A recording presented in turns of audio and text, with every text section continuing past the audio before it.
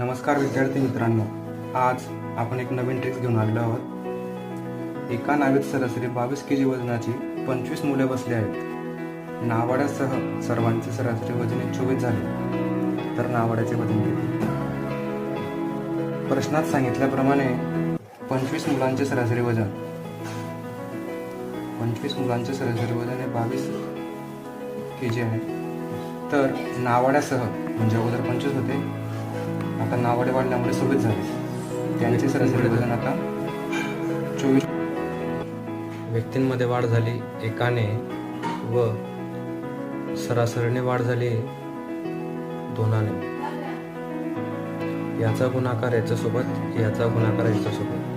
25 दुनी 50 अधिक 24 एका 24 बरोबर 74।